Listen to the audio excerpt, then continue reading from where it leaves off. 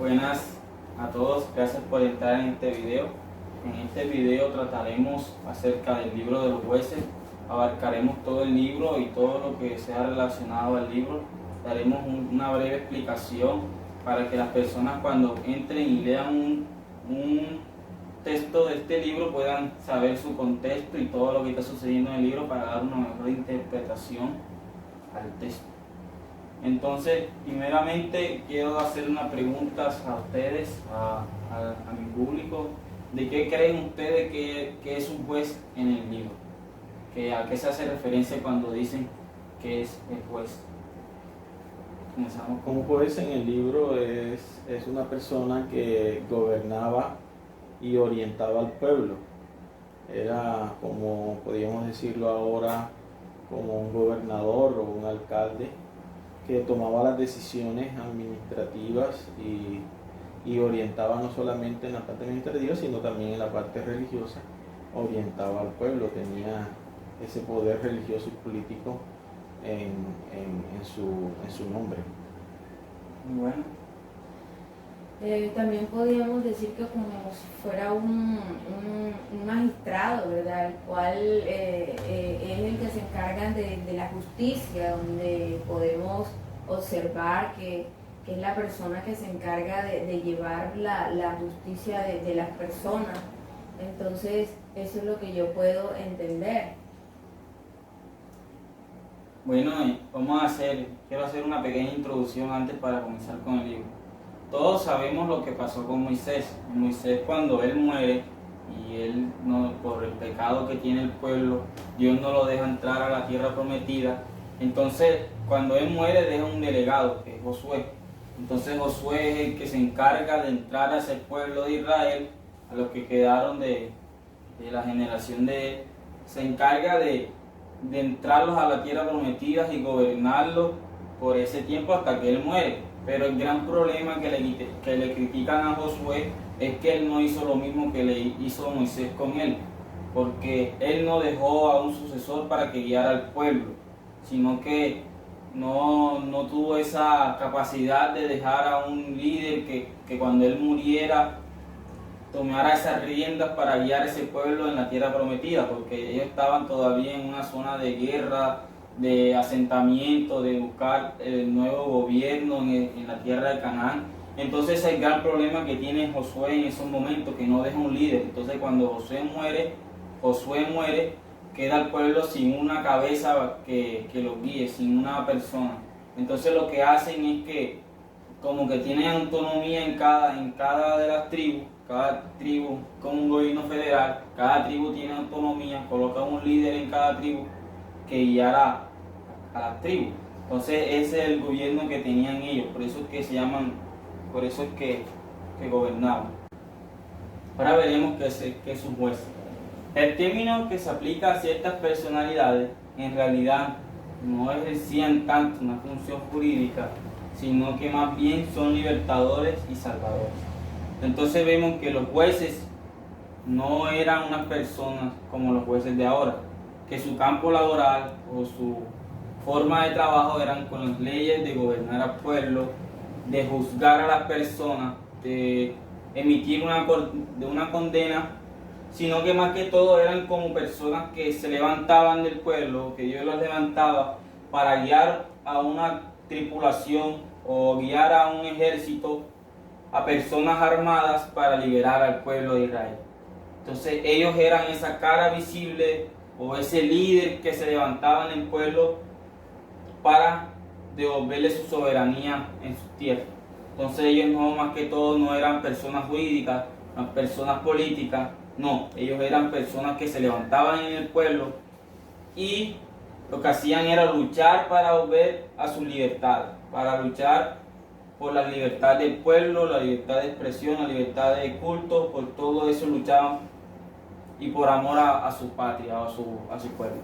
El juez, por tanto, el hombre fuerte que restablece la situación de Israel de una o varias tribus, cuando esta situación ha quedado comprometida por la presión de los pueblos vecinos, junto con la infidelidad del pueblo. Entonces vemos que estas personas lo que restablecían era la situación de Israel, restablecían la soberanía de Israel, porque se ve que Israel estaba situada por extranjeros, por personas que no eran de ese pueblo y lo oprimían. Entonces lo que hacían era como una especie de patriotismo de volver y restaurar a Israel como nación. Entonces vemos que aquí también se puede ver que ellos no restauraban al país entero, es lo que se tiene. Ellos no restauraban al país entero, no liberaban al país, sino que liberaran una o varias tribus. Después veremos cuántas tribus libertó cada juez. Entonces vemos que cada juez tenía esa característica de ser el hombre fuerte, de ser de la persona que ya va al ejército para ser liberado. A veces vemos que Jehová metía su mano porque ellos eran menor cantidad que el pueblo que lo estaba atacando. Entonces vemos ahí cuando Jehová metía la mano con ellos y decía la palabra que venía el Espíritu de Dios a ellos, y ahí es que vemos que también dice la palabra con Sansón, que dice que venía el Espíritu de Jehová y Sansón cogía fuerzas y cogía ese valor para poder libertar a ese pueblo. Entonces vemos que también el Espíritu Santo de Dios se manifestaba en ellos para hacer milagros en la parte de la guerra. Lo utilizaba como esos hombres que eran unas personas comunes, pero cuando las tomaba el Espíritu de Dios, luchaban por el pueblo para liberarlos y para restablecer otra vez a Israel, esa soberanía. Aunque el pueblo era el que había pecado, pero Jehová por misericordia de ellos levantaba a estas personas para liberar al pueblo. Ahora vemos que el juez no era como su nombre lo dice, como el significado que tiene ahora un juez, que no trataba con leyes, sino que era más un Simón Bolívar, una persona que cogió al pueblo, cogió a las masas para luchar con la corona española, para liberar a un país o a varios. Vemos. Entonces, el propósito del libro, al morir Josué, el pueblo no contaba con un líder, lo que los llevó a una profunda crisis. Su infidelidad al Señor los hace caer en manos de sus enemigos. Dios levanta reformadores que los liberan. Ahí hacían un ciclo: prosperidad, pecado, castigo, arrepentimiento y liberación, que se repite 12 veces. Este ciclo lo veremos después con un esquema. Entonces vemos que el propósito del libro era mostrar la situación de Israel, o mostrar cómo estaban viviendo después en esa nación recién creada, o en esa unión de varias tribus que era Israel. Entonces vemos que, como se los dije antes en la introducción, vemos que Josué muere y no deja un líder, no deja un seguidor como Moisés hizo, sino que entonces lo que hace es una crisis, porque nadie estaban acostumbrados a tener un líder que los guiaba, que los guió en el desierto, que los guió para entrar a la tierra prometida, pero ahora que están en la tierra prometida no saben quién los va a guiar. Entonces ahí es que viene la independencia de tribu y el gobierno tribal, que cada tribu tenía su líder y su líder gobernaba en esa tribu, y así es, porque no tenían una cabeza que los guiara. Entonces vemos que también ellos hacían un ciclo de pecado, y cuando hacían pecado se alejaban de Jehová. Por esa misma crisis se alejaban de Jehová, aunque también lo hicieron con Moisés, con Josué, pero esta vez lo hicieron más y los castigaba a Dios. Entonces tenían que salir, tenía que Dios levantar a un hombre o a una mujer, porque vemos que también un juez es una mujer, a un hombre, a unos líderes que guiaran a la restauración de la soberanía de Israel. Ese es el propósito del libro, mostrar esa situación que vivía Israel en esos momentos, más o menos 200 o 300 años que duró este gobierno de jueces. Entonces, el contenido, vemos que del capítulo 1 al versículo 6, muestra la situación política de Israel después de la conquista. Se da una visión panorámica de la situación política del pueblo de Israel después de la conquista. Vemos que en los primeros versículos se muestra la situación. Se muestra lo que estaban viviendo después que Josué entró a la tierra prometida, a la tierra de Canaán. Y los formó en tribus. Entonces, esos primeros capítulos lo que hace es sondear, como mostrar la situación que ellos estaban viviendo, cómo se organizaron políticamente.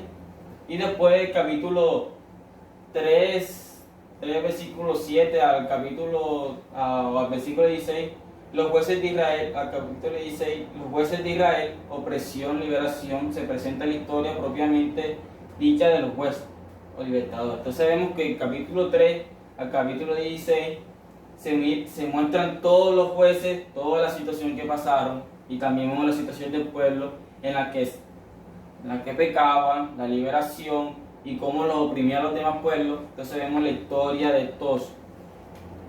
En esos capítulos nos muestra la historia de los jueces, o de lo que ellos hicieron, de cómo lo hicieron, de cómo el pueblo se pecaba y todas esas cosas.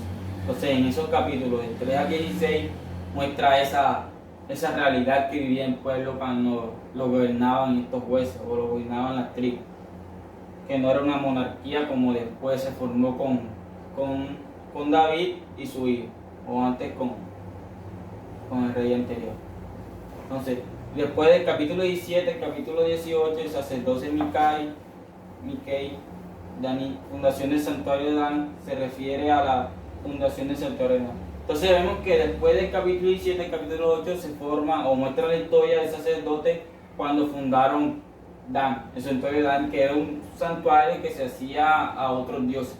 Era un santuario donde esto lo que hizo fue que el pueblo se entregara a otros dioses. Vemos ese santuario que fue tropezadero para el pueblo de Israel, vemos esa historia. Después, al final del libro, capítulo 19 y capítulo 21, el levita y su concubina la guerra contra los benjamicitas. Entonces vemos cómo esa historia en la que muestra el levita y su concubina que formaron una guerra. Entonces vemos eso, ese contenido o las grandes divisiones que tiene el libro, porque sabemos que en cada división tiene sus divisiones y más específicas sus capítulos y sus especificaciones en cada uno. Entonces estas son las grandes divisiones del libro. Son estas. Son la situación política en los primeros capítulos, lo que pasaron los jueces y con el pueblo, el sacerdote Miquel, la formación del santuario de Dan, y la levita y la concubina y la guerra. Entonces vemos eso. Ahora sí veremos el esquema. Entonces si vemos el esquema, ellos primero estaban en libertad, después la apostasía, cautiverio, humillación y liberación. Entonces primero, ellos como pueblo estaban en libertad, estaban felices, todos contentos, el rey estaba gobernando, no había ninguna opresión. Entonces cuando estaban en esa felicidad, con esa tranquilidad, llegaba la apostasía. La apostasía, que era cuando el pueblo pecaba, se entregaba a los otros dioses, se entregaba al pecado, a los dioses, que había muchos en ese tiempo, o todavía hay muchos, pero en esa situación de Israel, como entraron un pueblo a una tierra donde vivían, donde estaban asentamientos ya, entonces tuvieron esa confrontación cultural entre ellos, porque ellos no es que llegaron y echaron a todo el mundo de esa tierra y solamente vivieron ellos, sino que hubo primero, ellos entraron con la gente que estaba ahí, se comunicaron, después que de pronto se fueron como viendo más puro en ese sentido de que solamente Israel, pero eso es algo innegable porque sabemos que a ellos lo llamaban hebreos, y cuando se llama hebreo es el conjunto de extranjeros. Se puede decir que cuando los llamaban hebreos en Egipto, los trataban de extranjeros, así que pues, se podía entender que había varios pueblos que estaban ahí, entre esos los pueblos, el pueblo de judío. Entonces vemos que ellos entraban en libertad y se juntaban con las demás personas, se juntaban y se pegaban los dioses, se pegaban esas costumbres malas de sacrificio, de rameras santas y de todo eso que no es agradable a Dios. Entonces ellos entraban en esa apostasía, y ahí es cuando viene Dios y los entrega a cautiverio. Dice que Jehová entregaba al pueblo a las otras personas Jehová entregaba para que ellos se pudieran arrepentir, o como forma de castigo, o como en forma de prueba para ver qué pasaba con ellos, para cómo corregir al pueblo. Jehová lo hacía para corregir al pueblo, aunque le doliera, pero lo corregía. A veces en esa situación vivían muchas situaciones, se vivía insultos porque eran el pueblo que los gobernaba, hasta blasfemaban de Dios, porque, si en ese momento el Dios de Israel lo conocían como Dios de los ejércitos y se deja vencer por un pueblo enemigo, entonces ahí viene la decadencia de ellos. ¿En qué Dios estoy confiando? ¿En qué yo estoy confiando si Jehová, tú eres el Dios de Israel, el Dios de la guerra, y el otro enemigo viene y nos derrota y nos conquista? Dios, entonces ¿qué pasa? Entonces que viene el cautiverio para que ellos se arrepintieran. Entonces que ahí, después de muchos años en cautiverio, después de muchas cosas que pasan en ese cautiverio, porque todos saben que cuando un pueblo es invadido siempre va a llevar del voto, siempre va a llevar castigo, trabajo forzoso y muchas cosas, más impuestos, y lo hacen más pobres y los otros se hacen más ricos. Entonces ahí es cuando viene y ellos se arrepienten, y se humillan ante Dios, y ahí es que Dios muestra misericordia porque el pueblo está arrepentido, el pueblo estaba humillado ante Dios. Después de todo lo que había pasado, se humillaron ante Dios, y es que entonces Dios, para poder liberar al pueblo, levanta a los jueces, levanta a una persona que libere, que sea la persona que por medio de Dios la utilice para liberar al pueblo. Entonces ahí es que viene ese proceso de liberación. Pero cuando se libera, otra vez vuelven al ciclo, vuelven al ciclo de esto. Se dice que se repite 12 veces el ciclo de este libro. 12 veces se repite lo mismo, de que los libera el juez, vuelven en libertad, otra vez entra apostasía, cautiverio, humillación. Bien, entonces vemos cómo el pueblo de Israel, o el pueblo hebreo en ese momento, estaba en una situación muy mala. Entonces vemos también, eso se puede llevar al día de hoy, cuántas personas cuando han cumplido este ciclo, porque hasta nosotros mismos podemos cumplir este ciclo de que Dios nos libera, Dios nos restaura, pero otra vez volvemos al pecado, o vemos a la misma costumbre que vivíamos, antes cuando Dios nos lo había liberado, y nos juntamos con la demás gente, con los amigos más viejos, y nos comportamos como ellos, y después que viene la prueba de que tú te arrepientas y todo eso, y ahí es que te humillas ante Dios, es que buscas a Dios, es que empiezas, pero Dios, si yo te amo, yo te quiero, para que te libere. Porque ese pueblo lo que hacía en la humillación y el arrepentimiento, que decía, si yo te amo, yo te voy a servir, ahora sí, libérame, que ahora sí te voy a servir. Pero cuando los liberaba, otra vez volvían lo mismo. Entonces ahí es que vemos la misericordia de Dios, porque lo hicieron 12 veces, pero todavía Dios tenía esa misericordia para levantar a un juez. Para levantar a un juez, una persona que los liberara y que muriera. Y ahora vamos a ver una categoría. Vamos a ver jueces mayores y jueces menores. ¿Cómo se divide esto? ¿Cómo lo dividieron? Los jueces mayores son los que llevan más capítulos para contar su historia. Por lo menos de 3 en adelante, 3 o 4 capítulos en adelante. 3 o 4 capítulos. O 2, 3. Entonces los jueces mayores son los que llevan más capítulos en ese sentido. Y los jueces menores son los que llevan 1 o 2 capítulos en ese sentido, para escribir su historia. Y también se pueden decir por las personas que liberaron más tribus. Entonces ahí vamos a recalcar otra vez. Los jueces no liberaban o no liberaron al país entero. No liberaban al país entero. Lo mucho liberaban 3, 4, 5 tribus. Lo mucho que liberaron los otros. Entonces vemos que esa idea, la que se hacen las personas, que el juez liberaba a todo el país, eso se puede decir que no es así, no es cierto. Entonces los jueces liberaban a varias tribus, no a todo el país, no a las 12 tribus, sino que liberaban varias tribus. Entonces vemos Otoniel. del capítulo 3 al 11. Del capítulo 3 al versículo 11. Posiblemente liberó a la tribu de Judá. Otoniel solamente liberó una tribu. O se dice que, no se sabe, hay una duda entre si liberó toda la tribu o liberó una parte, pero liberó, se puede decir que liberó la tribu de Judá. Joab libertó a la tribu de Benjamín y a la tribu de Benjamín y a la de Efraín. Entonces vemos que liberó a dos tribus. Dos tribus fueron las que liberó a Débora y Barak, que creo que son los que más liberaron tribus. Libertaron a Efraín, Benjamín, Zabulón, Isaacar, Rubén, Galad, Dan, Aser y Neftalí. Entonces vemos que los que más liberaron tribus fueron Débora y Barak. La mujer y todos saben esa historia de que Barak llega donde Débora, le pide consejo, pero después dice que si no vas tú conmigo, no iré. Entonces llega esa pareja o esa dúo y liberta, o son una cara visible del ejército, y liberta 1, 3, 6, 9 tribus. Fueron los que más liberaron tribus. Gedeón era un granjero libertador, libertó a Manasés, Aser, Zabulón, Neftalí y Efraín.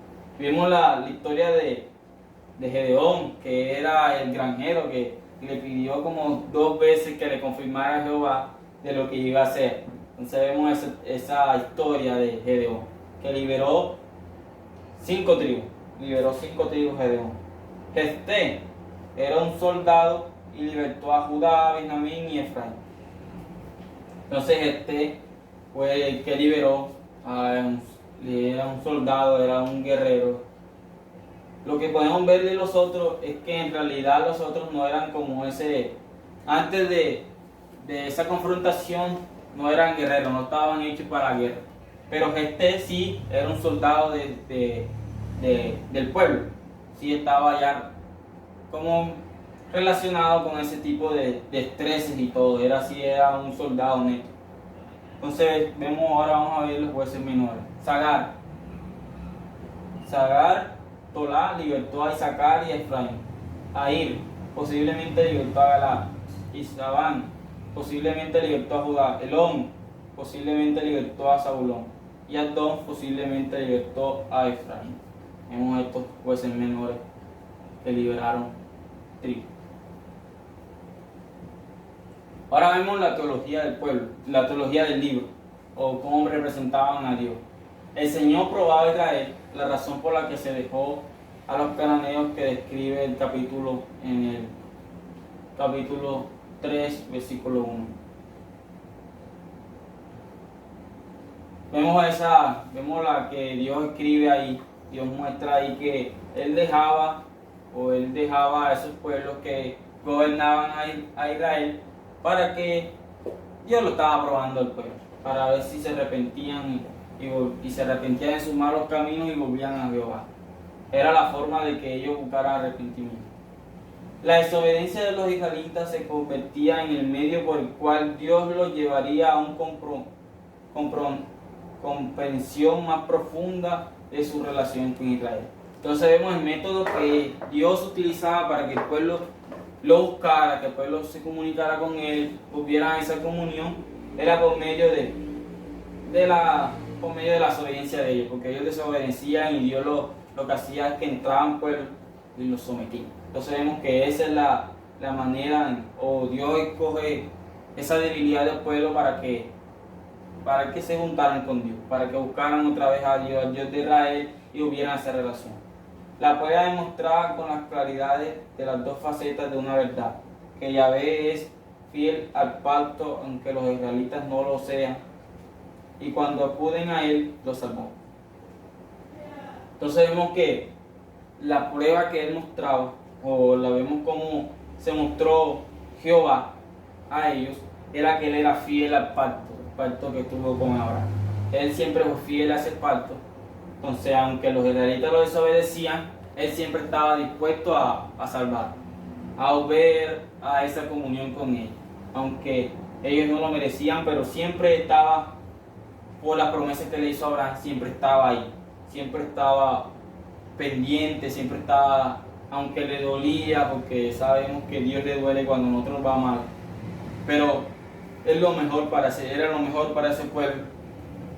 Entonces vemos que él era siempre fiel, él siempre ha sido fiel al pacto que tuvo con Abraham, él siempre ha sido fiel con ellos, siempre se tenía misericordia del pueblo, y por eso es que lo salvaba, por eso es que levantaba a estos hombres, a estos guerreros, a estas personas que Dios lo utilizaba para liberar al pueblo, para cumplir otra vez ese pacto y volverle otra vez la soberanía al pueblo.